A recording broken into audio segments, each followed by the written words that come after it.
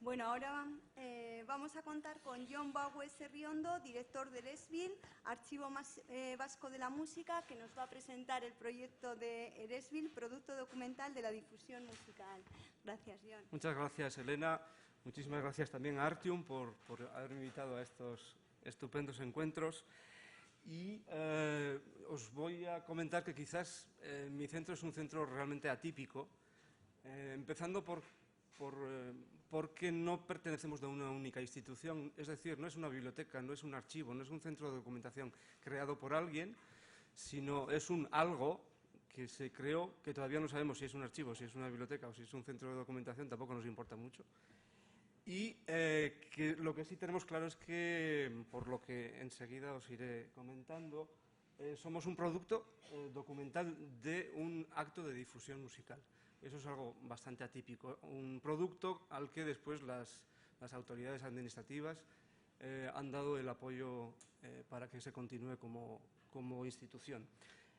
Junto con eso, me gustaría hacer tres observaciones, o mejor dicho, observación sobre tres aspectos que inciden mucho en el por qué tuvimos que nacer y en el por qué hacemos lo que hacemos. Primero, un poco abundando en lo que decía ayer Antonio Álvarez Cañivano, al igual que la danza, la música es algo sonoro, es decir, es algo que se evanece en el tiempo, enseguida. La música es eso fundamentalmente. Otra cosa es que la música en el ámbito occidental haya requerido para su transmisión de la partitura, es decir, de un documento, de un tipo de documento.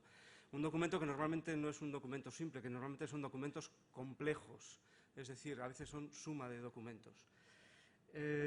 La partitura inicialmente manuscrita, desde la Edad Media, con el nacimiento de la imprenta, también se transmite mediante la impresión en ejemplares múltiples, pero es muy poca la música que se transmite en impresos. Y la mejor música, la música más compleja, la música más difícil, pongamos, por ejemplo, las óperas o las sinfonías, normalmente no se han transmitido a través de impresos, sino que se transmitían a través de copias manuscritas y a través de los editores, que lo que hacen es alquilar las partituras. Entonces, el mundo de la música en su funcionamiento tiene una complejidad que es importante a la hora de explicar cuestiones documentales. Por otra parte, es importante también señalar que la historia de la imprenta musical en el País Vasco es muy pobre, con lo cual eso incide en la importancia que tienen los manuscritos musicales y en que la mayor parte de la producción musical de los creadores vascos, y yo abundaría también, yo creo que se puede ampliar a España, porque es muy parecido. Pues la mayor parte de la creación musical de los compositores españoles también permanece en manuscrito. Y por otra parte, en el País Vasco, mejor dicho, ha sido tradición que en Europa las bibliotecas nacionales se responsabilizaran del patrimonio documental impreso y que también asumieran la conservación y la custodia de lo que era, normalmente mediante el mecanismo del depósito legal, etcétera, la custodia de los impresos musicales de ese país. En el caso del País Vasco, como sabréis, la mayor parte no hemos tenido suerte, no tenemos todavía una biblioteca general ni nacional, es una de las escasas comunidades autónomas de España que no tiene todavía de una biblioteca general, por lo que tampoco ha tenido una sección de música que se dedicara a recoger la producción de los compositores. Dicho esto, ya puedo empezar a explicar que en el año 1973, ya llegará, a un músico, compositor, capuchino y director de coros, seguramente por ese orden, pues se le ocurrió una idea, la idea de hacer una semana de música dedicada a compositores y a obras de compositores vascos. Esto ocurre en el año 1973, en Rentería, es una población que queda entre San Sebastián e Irún, y es una semana que seguimos continuando realizándola. Veis que a la derecha está el programa de la edición de este año, que es la edición número 34. Llevamos pues 34 años organizando esta semana de música, que tiene, digamos que un esquema bastante fijo. Se tocan todos los aspectos de la música, fundamentalmente la música, entre comillas, culta o académica o clásica, como quieran llamarle, dividiéndola por días en música de cámara, música sinfónica, música coral, música antigua y música varia y música contemporánea. La música contemporánea es uno de los referentes principales de Musicaste y, por ejemplo, les voy a poner un fragmento de Carmelo Bernaola.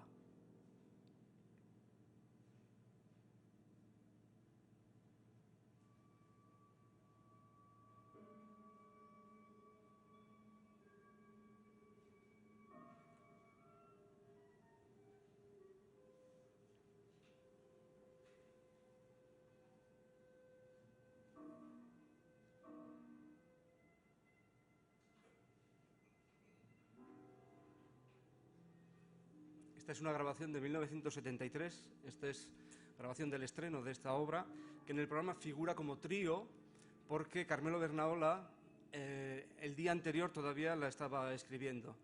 En el programa, por eso, tuvo que aparecer como trío y las partituras llegaron a Rentería la misma mañana del día que se tenía que estrenar la obra. O sea que imagínense en estas condiciones como... Y la obra se llama Argia esta ikusten, no se ve la luz, que es el título que se le ocurrió a Carmelo Bernaola cuando mi jefe le preguntó, bueno, pero ¿qué título decimos que tiene esta obra? Entonces se le ocurrió eso, Argia esta ikusten. Pues bien, el balance de estos 34 años de Musicaste, como ven ustedes, es un balance bastante hermoso.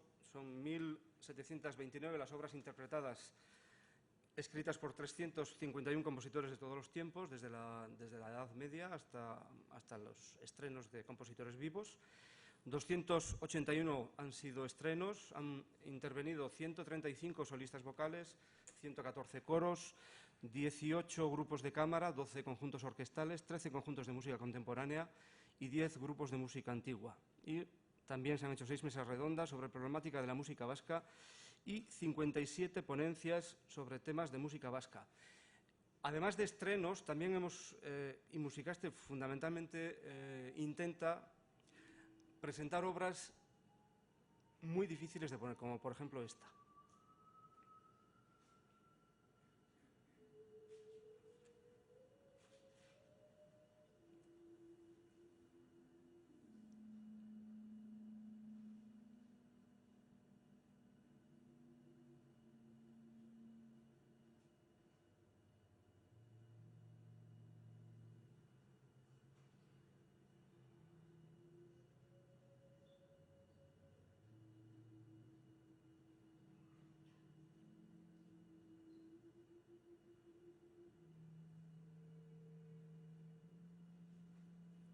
Parece música contemporánea, ¿verdad?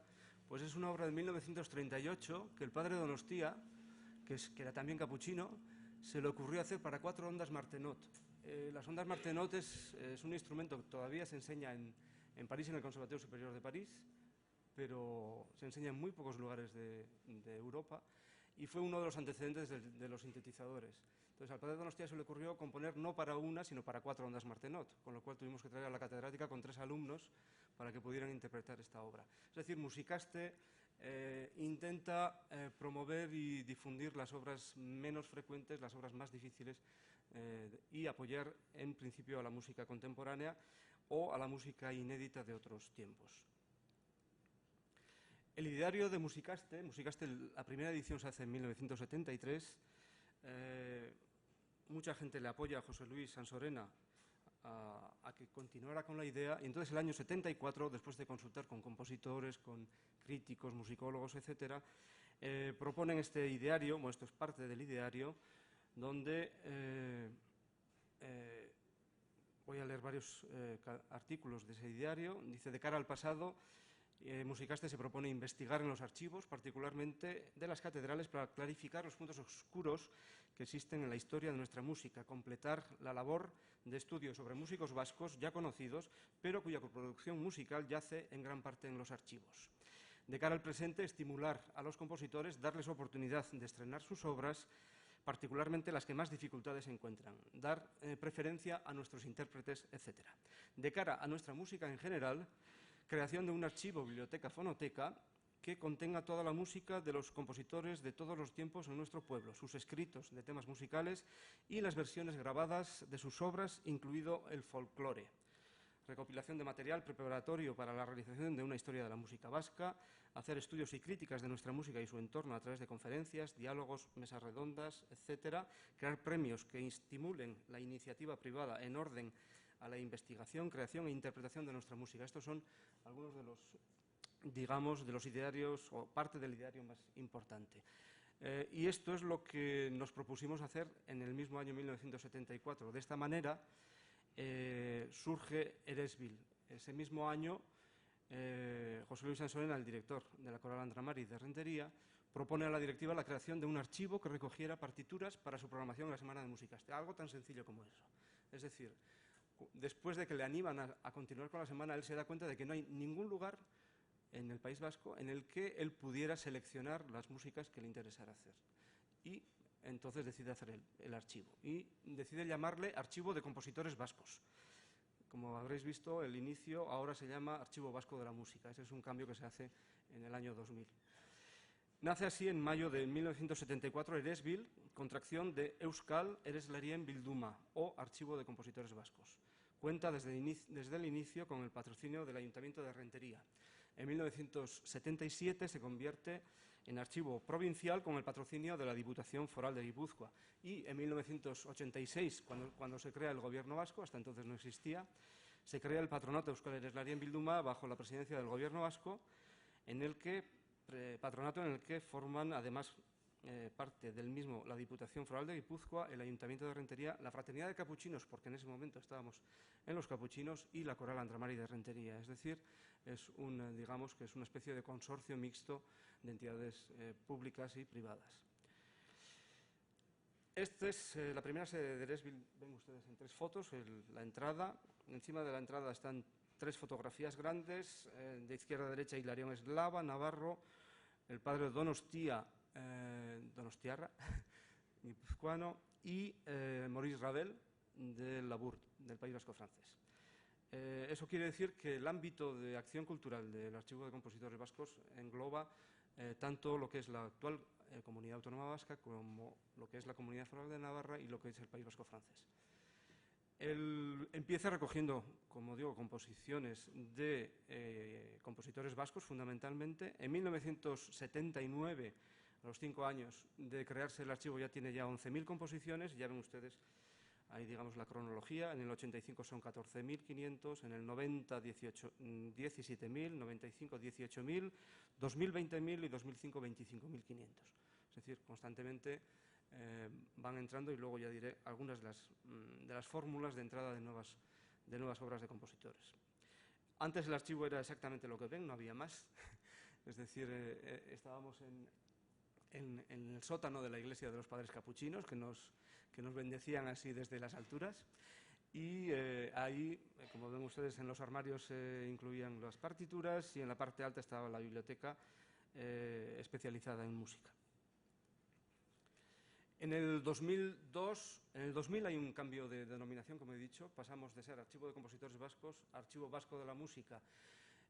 ¿Por qué de ese cambio? Pues fundamentalmente porque ya no solamente teníamos partituras de compositores vascos, sino porque inmediatamente después de la apertura hay mucha gente que se le acerca a José Luis diciendo: pues mira, mi padre era compositor, mi abuelo era compositor, tenía estas partituras en su casa, no solamente las suyas, sino su biblioteca, sino sus discos, con lo cual empezaron a llegar fondos musicales, fondos de los más diversos, con todo tipo de documentos relacionados con la música. Por eso, el año 2000 cambiamos la denominación Archivo Vasco de la Música, y el 2002 pasamos a una nueva sede, ya más espaciosa para los que la conocen, y para los que no quedan ustedes invitados a conocerla, en el que en el centro se ve la escalera que sube a la segunda planta, y en la planta baja es donde está el acceso al público, acceso que está, lo pueden ver ustedes aquí a la derecha.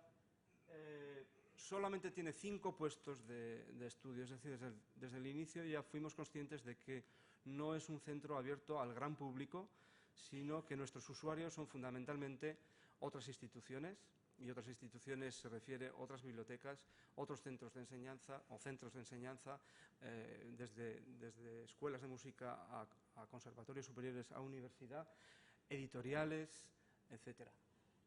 Y en la parte superior ven ustedes parte de los depósitos que están en la tercera planta.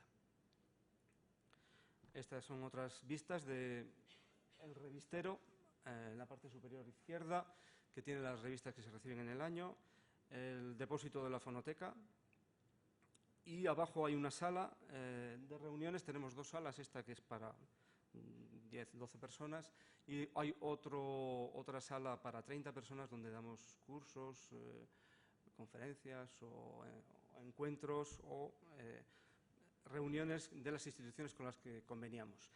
Y ahí está John, el técnico de sonido. Es decir, una parte importante desde que se creó la nueva sede está dedicado a lo que es el ámbito sonoro. Es decir, no solamente recogemos documentación tradicional en soporte papel, sino también todo tipo de documento audiovisual, fundamentalmente sonoro, relacionado con la música en el País Vasco.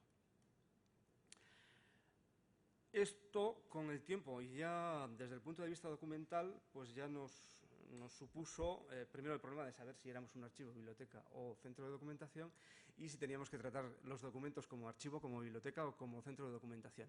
Y al final decidimos y optamos por la esquizofrenia y mantenemos los tres sistemas. De tal manera que en breve explicaré, utilizamos los tres sistemas digamos, de tratamiento documental. El tratamiento archivístico, por decirlo de alguna manera, lo hacemos con FileMaker, con una ficha en el que a partir del año que viene, es un proyecto que estamos ya desarrollando con el Centro de Documentación de Madrid y con otros colegas de Barcelona. Queremos poner en marcha la ficha ISAZG, que es la que se utiliza habitualmente en los archivos, de tal manera que se pueda describir el fondo como una unidad documental o descender. Nosotros prácticamente descendemos al documento. De hecho, ven ustedes ahí abajo que a 30 de junio de este año tenemos 136.512 documentos inventariados, documentos a veces simples y documentos a veces complejos. Es decir, un documento puede ser una colección de 15 fotografías, etc. Tenemos hecha ya una guía de fondos documentales, tenemos más o menos 130 fondos, y entre ellos, ven ustedes, fondos personales tenemos 40 fondos de compositores, 26 fondos de intérpretes, por decir, tenemos pues de intérpretes desde orquestas que han desaparecido, coros que han desaparecido, o la colección de programas de Nicanor Zabaleta, el arpista. Tenemos 6 fondos de críticos musicógrafos, 18 intérpretes institucionales, como digo, coros, orquestas, bandas desaparecidas, 3 fondos de colegios o conventos también desaparecidos, 3 fondos de editoriales, de partituras musicales, y 16 colecciones fonográficas. Algunas de instituciones como radios, tenemos 2 fonotecas de radio que ya decidieron con las nuevas tecnologías y con la informatización, saben ustedes que, bueno, eso lo sabe muy poca gente, con perdón, que hemos perdido mucho patrimonio. Es decir, Radio Nacional de España, por ejemplo, las emisoras locales prácticamente todas ya han deshecho sus archivos sonoros. Nadie ha dicho ni mu en este país. Porque ahora todas las emisoras locales pinchan directamente al ordenador central. Algunas se han conservado, y en el caso del País Vasco, prácticamente por el azar, porque el técnico de sonido de Radio Nacional graba los conciertos de Musicaste. Pues en una conversación informal le dije: Joaquín, ¿qué vais a hacer porque yo sabía que se trasladaban de sede, ¿qué vais a hacer con el archivo? Me dice: pues, ¿te interesa o qué? Me dice, a la vasca. Le digo: hombre, si lo vais a tirar, sí, pero si no, tranquilos. Me dice: pues sí, pues se iba para África. Así, como suena. A África, sí, porque allí todavía pueden usar los LPs, los long plays y los singles. Todavía es algo que radios pues les viene bien. Es algo que, como hay mucho pop rock, por supuesto, de los 80, de los 90, pues les venía bien. Entonces esa es una de los fondos que hemos rescatado. Se supone que todo está en Madrid, se supone, hasta que no se haga la relación y la comparación. Vamos a escuchar, por ejemplo, de un fondo una grabación. Es una cantante de esta tierra, vitoriana. El disco llegó gracias a la Fundación Sancho el Sabio, porque lo donaron, y es una grabación hecha por ella en un disco instantáneo. Luego les cuento lo que es un disco instantáneo, en Venezuela.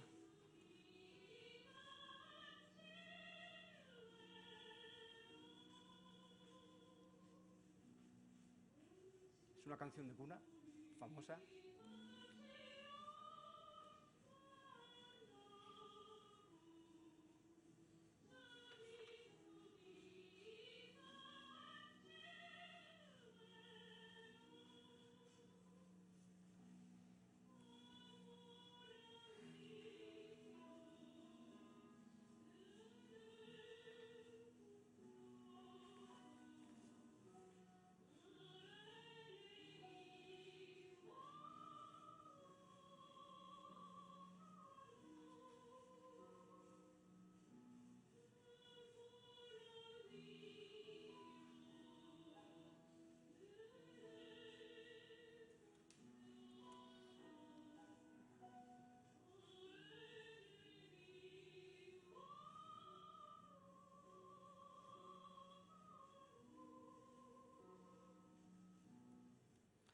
Pues su nombre se llama Rosario Escoriaza. No sé si vive todavía. Hace poco vivía con 90 y muchos años, fijaros. Pero es una grabación hecha en los años 60, creo, en Venezuela. Los discos instantáneos son unos discos que se hicieron más en América que en Europa, y sobre todo en la Segunda Guerra Mundial, o a partir de la Segunda Guerra Mundial, que son unos discos de acetato, en una lámina muy finita de acetato, que lo pegaban a una lámina de zinc. Entonces, con el tiempo, por las cuestiones químicas del zinc, se va craquelando la pequeña lámina de acetato, con lo cual son discos que desaparecen. O sea, en los archivos sonoros se dice que los primeros documentos que hay que digitalizar rápidamente o pasar a otro soporte son los discos instantáneos, o estos discos que digo, porque si no, con el tiempo, si no tiene unas condiciones climáticas adecuadas, etcétera, e incluso con condiciones, puede desaparecer. De momento el disco está bien, pero esto que han escuchado ustedes, por supuesto, es ya la grabación digital. Si los archivos los tratamos más o menos con el sistema archivístico, digamos que lo que son documentos normalizados, partituras, libros, revistas, etcétera, eso los tratamos de manera bibliotecaria con un catálogo normalizado APSIS. Y con este catálogo, o con este sistema de catalogación, por ejemplo, catalogamos todo lo que nos entre por depósito legal el año 2000, y gracias en gran parte a Elena, que entonces estaba en el servicio del Gobierno vasco, pues hicimos un convenio por el que Eresbil recoge una copia del depósito legal en materia de partituras y registros sonoros, y nosotros nos comprometemos a hacer la ficha y a dar la ficha, de tal manera que la ficha de todos los registros sonoros que aparecen en el catálogo colectivo de las bibliotecas del País Vasco es la ficha que realiza Eresbil. Nosotros no solamente realizamos la ficha de lo que entra por depósito legal, porque esa es otra cuestión muy interesante, que nosotros lo hemos podido analizar porque el País Vasco es pequeño al fin y al cabo, y podemos controlar, pues nos hemos dado cuenta que por depósito legal aproximadamente entra solo la mitad de lo que debiera de entrar. El resto se pierde en el camino, no depositan, pasan olímpicamente, etcétera, etcétera, etcétera. Es decir, si alguien piensa que por depósito legal solo se recoge el patrimonio de un país, creo que está bastante equivocado. Entonces, nosotros lo que normalmente solemos hacer es, mediante control de prensa fundamentalmente, sabiendo qué discos se presentan, etcétera, lo que no entra por depósito legal lo adquirimos, y entonces completamos, digamos, lo que es la producción discográfica. Mediante tratamiento en APSIS, con el formato MARC, etcétera, pues tenemos a 30 de 6, 37.600 registros. Verán ustedes gran diferencia con respecto a los 138.000. Es decir, el tratamiento archivístico va a toda leche, con perdón, porque no hay tiempo para más, que es lo que yo decía. Cuando yo me acuerdo, cuando llegó aquel 60.000 discos, Radio Nacional, digo yo, ¡oh! 60.000. Y esto, digo, a 100 por hora, pero 100 por hora significa que tiene que ir a esa velocidad, 100 en un día, punto. Si no, es imposible. Y además, siendo muchos registros que ya estarán, se supone, catalogados por la Biblioteca Nacional. ¿Para qué voy a volver a catalogarlo yo? Entonces, en partituras tenemos 11.270 partituras, libros 10.111, revistas 1.139, grabaciones 14.769, videograbaciones 223 y registros electrónicos 88. Y en la parte inferior verán ustedes 4 catálogos en colorines, que son los catálogos que hicimos cuando cumplimos 25 añitos como Eresbil. Entonces hicimos, a ver si me acuerdo, el naranja es el catálogo de publicaciones periódicas, el amarillo es una cosa muy rara, es una guía de colecciones de programas. Fuimos los primeros locos que hicimos eso, no sabíamos ni cómo hacerlo.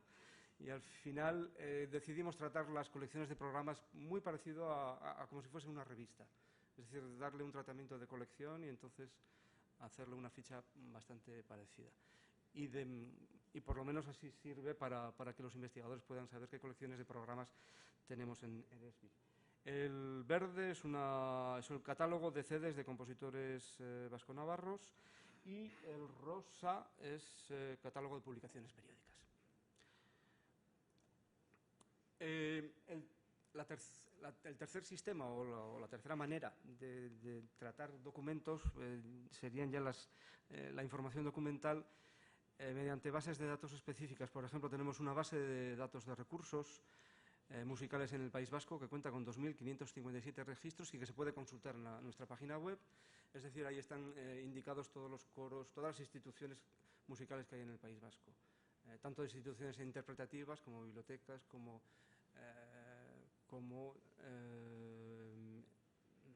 instituciones dedicadas a los instrumentos, a la venta, a las grabaciones, a las productoras, etcétera, etcétera. Y es con una ficha que partimos de la ficha que tienen los recursos musicales de España, que realmente seguimos utilizando el mismo sistema prácticamente que utiliza el Centro de Documentación de Música y Danza del Ministerio. La base de datos de iconografía, que es ahí en un modelo de ficha, también estas están hechas todas en FileMaker también. La base de datos de iconografía, pues incluimos, a medida que vamos digitalizando, también una muestra de la imagen. Y la base de datos de dossiers documentales, tenemos dossiers documentales fundamentalmente de compositores vascos, cada compositor tiene su dossier, pero también musicólogos y materias. Nosotros los recortes de prensa, etcétera, etcétera, los vamos clasificando por dossiers y eso da lugar a esa base de datos de dossiers que en este momento tiene 4.886. Nos falta muchísimo porque, por ejemplo, los dossiers de compositores no están incluidos todavía, que solamente esos son más de ¿cuántos? Más de 1.000 y pico también. Y, bueno, hasta aquí lo que es el tratamiento documental en sus 3 modalidades, digamos. Y el archivo, fundamentalmente, pues un poco desde su nacimiento, siempre se ha preocupado de, en la medida de sus posibilidades, difundir la música que contiene. Y una de las cosas que hemos empezado hace poquito, realmente, hace 3 años en concreto, es una colección Euskal Musikagileak, que es una colección de partituras. Estuvimos dudando mucho si nos tocaba a nosotros editarlas, con lo cual nosotros nos convertíamos en editores y al final aquello ya empezaba a ser un totus revolutus, demasiado, o si conveníamos con editoriales. Y al final pensamos que, además en el País Vasco, que la industria de la edición musical es muy, muy, muy débil, nos parecía que era mucho más lógico y sensato conveniar y apoyar a los editores. De tal manera que para la música sinfónica todavía en el País Vasco no tenemos una estructura sólida como para editar partituras sinfónicas y lo estamos haciendo con Tritó Edicions de Barcelona. Y hemos hecho, pues justo se presentará el mes que viene. Me llegaron las últimas partituras la semana pasada. Se presentarán 13 partituras importantes, las grandes, de Francisco Escudero, gracias al apoyo de la Diputación de Guipúzcoa, al apoyo económico. Entonces, para lo que es ediciones, nosotros tenemos que buscar dinero de otros patrocinadores y conveniar con editoriales. CM Ediciones Musicales de Bilbao es la que se va a encargar, la partitura de ahí abajo, de la derecha, de una colección de música de cámara, fundamentalmente cuartetos. Hemos editado los 2 cuartetos que tiene García Leoz, el cuarteto de cuerda y el cuarteto de cuerda con piano, pero le van a seguir los cuartetos de Guridi, Usandizaga, Padre Donostia, etc.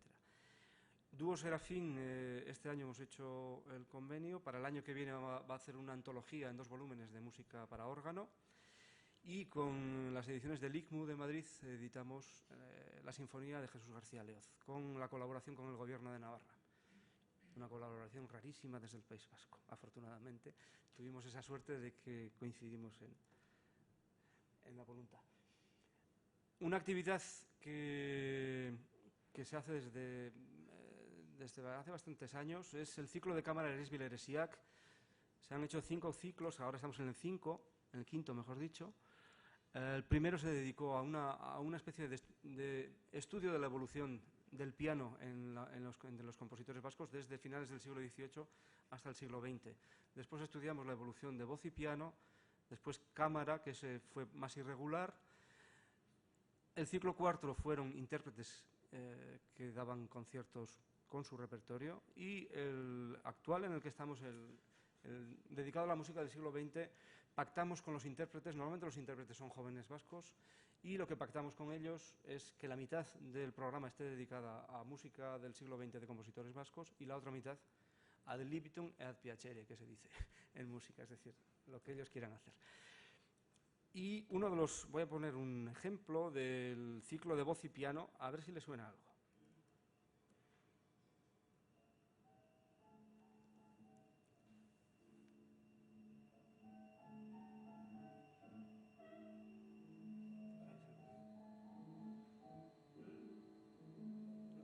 Ese ruido no tenía por qué ser.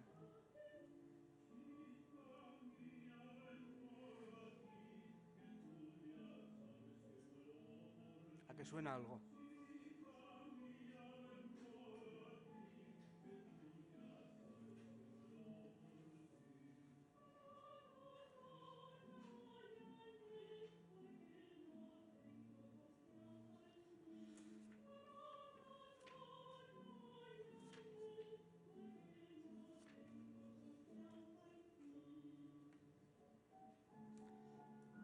¿Cómo le copió a Bizet, no? Pues no, pues Bizet copió a Sebastián Iradier. No se lo van a creer ustedes, pero es cierto. Esta es la obra, el arreglito de Sebastián Iradier, a la vez, de pro, que tuvo mucho éxito en toda Latinoamérica y en Europa en el siglo, porque él vivió, parte de su vida la pasó, por ejemplo, en Cuba, y de ahí le viene toda esta habanera, y creo que era en Cuba. Y en París también tenía mucho éxito. Entonces ocurrió que Bizet, cuando estaba componiendo Carmen en su habanera, él iba componiendo habaneras, y la diva de turno, la que le tocaba estrenar, no estaba contenta con la habanera que le ofrecía a Bizet, hasta que al final Bizet, ya harto, pues decidió coger una habanera que estaba en boga en la época y la metió, tal cual. Y esta es la versión original del arreglito de Sebastián Iradier. Es algo curioso. Otra actividad, además de los conciertos en Eresbil-Heresiac, que los organizamos nosotros, hay otras actividades que podríamos definirlas como medio de recuperación documental. Es decir, hemos hecho un proyecto, el proyecto Garat, que duró 3 años, acabó, bueno, todavía lo estamos acabando. En teoría acabó el año pasado, en el 2005, pero seguimos trabajando en ello, que era la recopilación, interpretación y estudio del cuarteto de cuerda en el País Vasco. Y fruto de este estudio, porque el estudio tenía fases, la interpretación la hacían 6 grandes, me parece que eran 6 grandes cuartetos, bueno, cuartetos de intérpretes europeos, interpretaban cuartetos de compositores vascos, García Leoz, Donostia, Usandizaga, Guridi, no me acuerdo muy bien, y estrenaban también cuartetos de cuerda, Ibarrondo se tocó también. Y la parte musicológica era el investigar, partiendo de nuestra colección de cuartetos, pero investigar si había otros cuartetos desconocidos en otros archivos, en bibliotecas, etc. Y duplicamos el número de cuartetos que teníamos. Lo mismo pasó prácticamente con el proyecto de Lesaca. Lesaca es una pequeña localidad cerca de Navarra, pero de la Navarra montañesa, que se acercó a nosotros porque querían hacer, hicieron de hecho un proyecto en colaboración con Eusko Ikaskuntza, con la Sociedad de Estudios Vascos, de recopilación y estudio de patrimonio musical de Lesaca. Entonces, utilizaron todo lo que teníamos en Eresbil de compositores de Lesaca, de música popular también, armonizada, de canciones de Lesaca armonizadas, etc. Lesaca está muy próxima a Irún, entonces hay compositores de Irún que armonizaban obras de Lesaca. Y al final hemos hecho un convenio mediante el cual vamos a seguir colaborando, porque en este caso también se llegó a duplicar, es decir, después de la investigación que hizo el que era director de la Escuela de Música de Lesaca, pues hemos duplicado el número de partituras relacionadas con Lesaca o con compositores de Lesaca, y se han podido recuperar obras que normalmente estaban en archivos familiares. Actividades de relaciones con medios profesionales. He destacado, o destaco en primer lugar, la relación con AEDOM, la Asociación Española de Documentación Musical, en el que pusimos mucha carne en el asador, tanto Antonio Álvarez Cañivano, desde el Centro de Documentación de Música y Danza, desde el año 94, ¿verdad, Antonio? Sí, 94, pues hasta el presente. Durante muchos años la Secretaría estuvo en el Centro de Documentación, y Eresbil participó también activamente a lo largo de... ¿En qué participaba? Pues aparte de que yo fui el primer presidente, pero que me tocó, pero hacemos cursos, por ejemplo, curso de encabezamientos de materia en música, que vino de la Biblioteca Nacional, curso de control de autoridades. Eresbil fue la secretaría del Congreso Internacional que celebró la Asociación Internacional de Bibliotecas Musicales en San Sebastián en el año 98, y participamos en grupos, por ejemplo, el Grupo Gardano, que está haciendo un estudio de encabezamientos de materia. Estamos entre todos, se ha repartido entre bibliotecarios y documentalistas musicales de toda España el encabezamiento, la lista de encabezamiento de materias de la Library of Congress, y se está eso traduciendo al español, cosa bastante complicadilla, pero va bastante bien, se está bastante adelantado. Con medios profesionales también nosotros impulsamos desde Eresbil el grupo de bibliotecas musicales de Euskal Herria, que fundamentalmente está compuesto por las bibliotecas de conservatorios. En este momento la estructura de conservatorios en el País Vasco: hay un conservatorio superior que es Musikene, en San Sebastián, hay conservatorios medios profesionales en San Sebastián, Vitoria y Bilbao, y después están las escuelas de música, que hay muchísimas. Me parece que hay 21.000 alumnos repartidos en escuelas de música en todo el País Vasco. Entonces, aquellas que tienen biblioteca, que son muy pocas, por desgracia, las escuelas de música, solamente me parece que es Guecho, San Sebastián y Bilbao, creo que son los que tienen bibliotecas musicales. Pues nos reunimos habitualmente por ejemplo, hicimos una adaptación de un código de clasificación alemán, nos pareció es un código alfanumérico, nos pareció que era el más adecuado. Es un código de clasificación que los alemanes hicieron, ya llevan no sé qué versión, la tercera, y lo hicieron para las bibliotecas públicas de Alemania. Y aquí nos sirve mucho para las bibliotecas profesionales, o sea que estamos todavía donde estamos. Con el Centro de Documentación de Música y Danza hemos colaborado y seguimos colaborando en la BIME, el vaciado bibliográfico. BIME es la Bibliografía Musical Española, que ya lo explicó ayer Antonio Álvarez Cañivano, y los recursos musicales de España, aunque hace tiempos que todavía no os hemos enviado la renovación, quiero decir. Con medios musicales tenemos mucha relación con la Asociación de Compositores Vasco-Navarros. De hecho, nosotros fuimos quienes les juntamos en el archivo. En el archivo nació la Asociación de Compositores y ofrecimos el archivo como sede social de la Asociación de Compositores, que, como ustedes comprenderán, una asociación de creativos es la cosa más loca del mundo. Una asociación de egos es imposible de que eso vaya adelante. Y realmente es muy complejo, es muy complejo. Pero bueno, ellos organizan clases, quiero decir, cursos, varios encuentros, uno sobre el autor y la edición, que trajeron a varios representantes editoriales de Tritó de Barcelona, de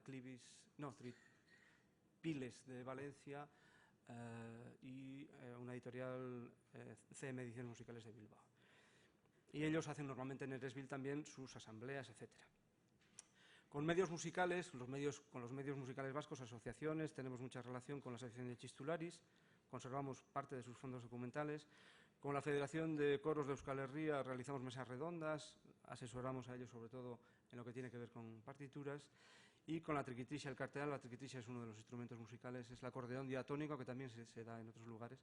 Hay una asociación y a ellos les importaba mucho las grabaciones más antiguas, entonces les hemos digitalizado todas las grabaciones antiguas que teníamos de en discos de 78. Y este es uno de los, tenemos ahí nuestro loguito, nuestro pollo, en el disco, en uno de los discos que han sacado con grabaciones antiguas de Triquitrisha. Actividades relacionadas con la investigación. Este curso será el tercer curso que se celebra en Eresbil, una de las asignaturas del curso de doctorado en musicología de la UPV, de la Universidad del País Vasco, en colaboración con Musikene, y en Eresbil mismo se da la asignatura de acceso a la documentación musical. La verdad es que nunca les he preguntado si era la primera vez que visitaban una biblioteca, pero la próxima vez lo haré a los estudiantes. Tenemos con Euskal Fundazioa una beca, Juan Zelaya Letamendi, que relaciona investigación musical y euskera, en cualquiera de los soportes. La primera edición fue el 2004, que el proyecto que ganó y que se hizo, que ganó la beca, era Euskal Herri Musika Ikerketen eta Bilketen Gaur Egungo Egoera, que es música popular en el País Vasco, situación actual de las investigaciones y de las recopilaciones de los cancioneros. Era un estudio de los cancioneros de músicas populares. Y con Ikertze, que es una entidad que trabaja el ámbito del arte y el niño, con motivo del 25 aniversario de Eresbil, hizo una investigación que a nosotros nos resultó muy bonita, muy entrañable. Ellos lo que nos propusieron, ya que era el 25 años de Eresbil, vincular rentería y música a través de los niños. Y lo hicieron a través de una búsqueda de nanas. Entonces, el proyecto inicial era muy interesante porque era recopilar tantas nanas como fueran posibles en rentería, con gente que viviera en rentería. Entonces, fallaron, fue muy difícil, bueno, de hecho fue imposible recoger nanas ni de colectivos chinos, ni rumanos, ni magrebís, que en rentería hay mucho, pero fue imposible. La nana es una cosa muy vinculada con la madre y sí recogieron nanas extremeñas, andaluzas, catalanas, vascas, lógicamente. Entonces, con eso hicieron un disco y les voy a poner una nana que me parece que es muy curiosa.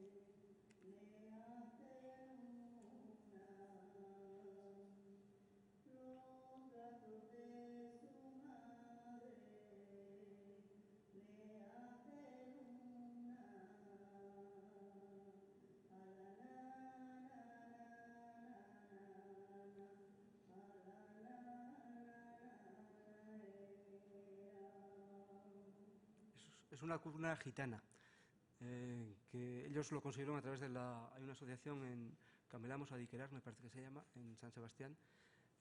Es una asociación gitana y es un niño de 14 años que canta, que estaba prácticamente en la muda de la voz. Y supongo que a estas alturas ya se le ha olvidado la nana. Y es una nana estupenda. Otras actividades que realiza Eresbil con otras entidades difusoras, por ejemplo el Institut Culturel Basc, que está en Ustaritz, que es el único instituto dedicado a la cultura en el País Vasco francés que apoya el Ministerio de Cultura francés. Y ellos elaboraron un proyecto y exposición que se llamó Kantuketan. Fue un proceso de 2 años de elaboración primero de los contenidos de la exposición, que tuvimos varias reuniones y Eresbil participó en esas reuniones para definir lo que era el universo del canto vasco. Y fue una exposición que después estuvo en el Coldo Michelena, en San Sebastián, se inauguró en Bayona, pero luego también estuvo en Canadá, estuvo en otros lugares. Y con la Universidad del País Vasco también hemos colaborado en los cursos de verano, organizando varios cursos. Por ejemplo, el de Maurice Ravel, el 94, el dedicado a los Donostiarra con ocasión de su centenario, el 97, dedicado a Pablo Sorozábal, a Carmelo Bernaola o a Luis de Pablo. Y ya empezamos a acabar, para hablar un poquito del entorno digital. El 2003 sale después del 2002 y después de todo el traslado, que fue, como bien saben ustedes, cualquier traslado es equivalente a un terremoto, pues el 2003 ya pudimos poner la página web de Eresbil, que tiene 4 bases de datos y un boletín mensual, muy sencillo, pero que lo cambiamos cada mes. Y el 2005 la primera página web de Musicaste, que tiene una base de datos históricos de todas las obras que se han interpretado con la biografía de los compositores. Que eso hemos empezado hasta el año 2000, creo, y ahora vamos a ir descendiendo hasta el año 73, porque no nos da para más el tiempo. Y esta es la última diapositiva, creo.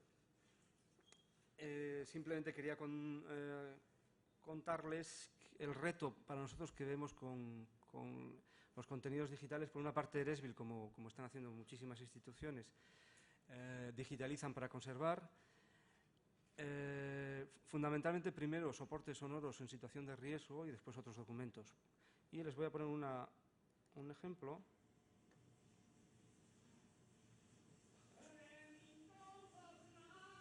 Es un disco de 78 revoluciones.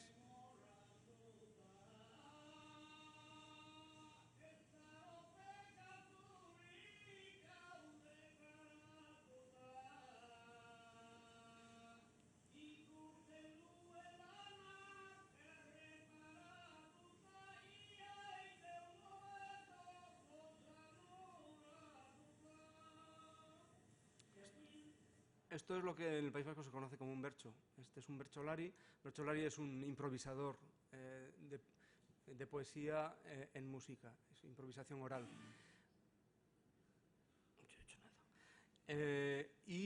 Uno de los problemas que tiene este disco, por ejemplo, que es el primer disco que conocemos comercial con un bercholari, uno de los problemas que tiene es que no sabemos muy bien cuáles. Hay 2 versolaris, uno en cada cara. ¿Cuál es uno de ellos? Y no se ponen de acuerdo los que... todavía hay pocas personas, pero hay alguno que conocía a esos versolaris, y no se ponen de acuerdo porque les parece que es una voz muy aguda. Y el problema reside en que no se sabe a qué revoluciones está grabado el disco. Es decir, ese es uno de los problemas de la digitalización, que es en el entorno sonoro al menos, que si no se tienen muy bien anotados los parámetros en los que se ha grabado el documento original, pues puede dar lugar a muchas dudas. Porque en función, por ejemplo, los discos de baquelita, los discos negros de 78 revoluciones por minuto, se supone que están todos a 78 revoluciones por minuto, pues no. Pueden estar a 80, pueden estar a 90, pueden estar a más o menos, a más revoluciones. Normalmente sube el sonido es más agudo, con lo cual la gente dice, no, eso es una voz de pito. No tenía esa voz, dice, ya, pero si no tiene que ver con la grabación original, tiene que ver con lo que estamos escuchando, que está grabado como está grabado. Y el problema es que no sabemos cómo está grabado. Ese es uno de los problemas con el que nos enfrentamos. Y, por otra parte, también digitalizamos partituras del siglo XIX, que lo está haciendo la Sociedad de Estudios Vascos, Eusko Ikaskuntza, y que en un futuro, pues, de momento estamos digitalizando, luego ya veremos cómo se pone y dónde se pone. Pero otro de los problemas que tenemos son los qué guardar, cómo guardar, dónde guardar y quién guardar, con perdón, los contenidos de origen digital. Por ejemplo, este.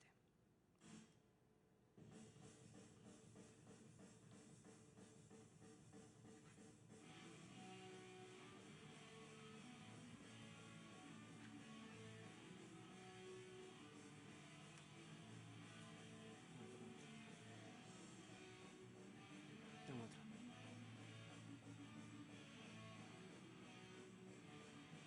Bueno, este es un disco que se ha anunciado, es decir, que se supone que está publicado, pero está publicado solo en la red. Entonces, por supuesto, no entra por depósito legal. Vamos. Y entonces nos pusimos, nos costó mucho, es del año pasado, y nos costó mucho ponernos en contacto con el grupo, y resulta que al final el grupo tiene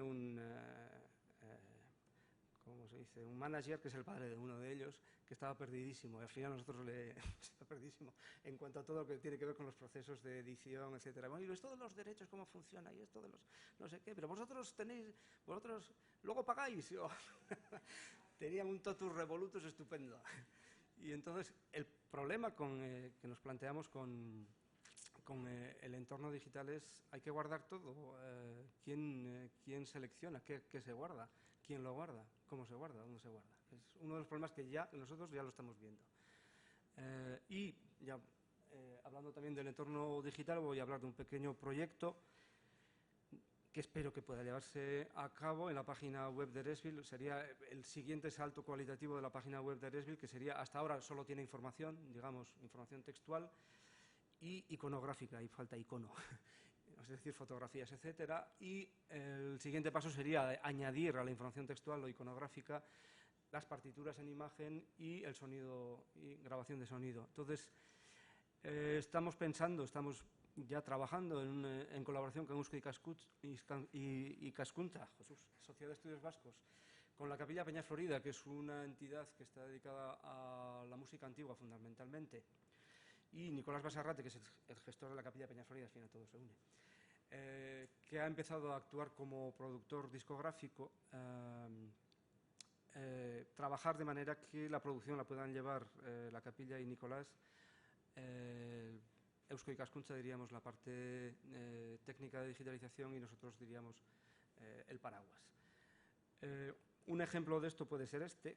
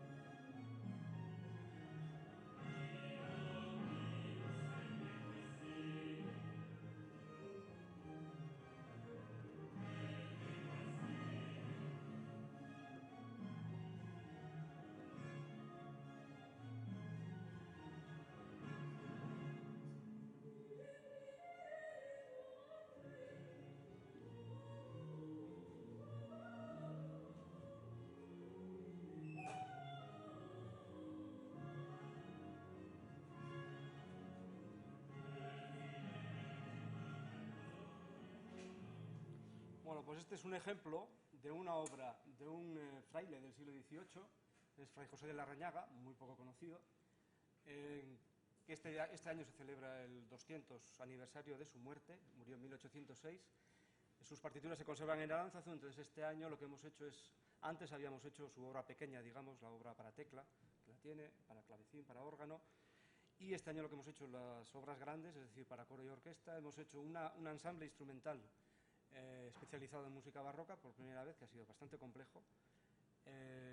Se hizo el concierto en Musicaste este año, después de Musicaste se ha grabado en disco, se pasaron antes, por supuesto, a limpio las partituras, es decir, se ha hecho una labor de producción no solamente de las partituras, sino también de la música en sí, y el disco saldrá. Entonces, el proyecto futuro es que se pueda colgar en la red la biografía de Larrañaga con la partitura, con el sonido de Larrañaga. Este es el proyecto a futuro que tenemos.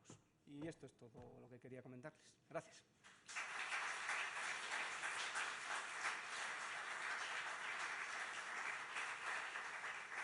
Si hay alguna pregunta,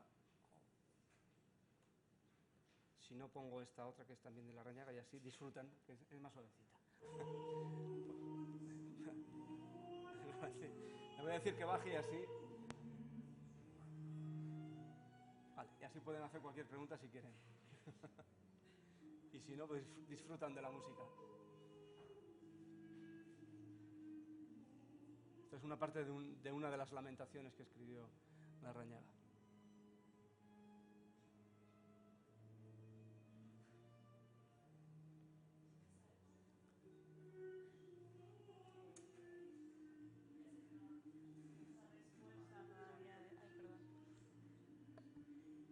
lo que se archiva, ¿no? Por ejemplo... Bueno, todo, un desastre, somos... Pop rock, no tiramos folk. todo, me dicen, no tiráis nada. Hace poco, pues me acuerdo del MACBA en Barcelona, hicieron una exposición sobre rock, rock radical, etcétera, y los carteles salieron de Eresbil, los del rock radical vasco, tío. ¿La selección cómo la hacéis? Pues nos ayuda el tiempo. Nosotros en principio expurgamos poco, expurgamos duplicados, pero expurgar obras no lo hacemos. Obras quiero decir, documentos no lo hacemos. Y te voy a dar un pequeño dato. En cierta ocasión llegó por suelto una revista de música, se llama Música Antigua, de Córdoba. Teníamos solo un número, el número 8. Y yo cuando me llega una cosa así, la dejo cerca y digo, ¿y esto qué hago? ¿Qué hago? ¿Qué hago? Y pienso, pues yo soy Géminis y dudo. Y entonces digo, ¿qué hago con esto? ¿Qué hago? Entonces estaba allí, hasta que un profesor de la Universidad de Oviedo me llama, oye John, por un casual no tendrás una revista que se llama Música Antigua. Le digo, hombre, solo tengo un número, mucha casualidad sería que sea que te interese. ¿El número 8? Anda. No tiro nada. No tiro nada. A saber para qué vas.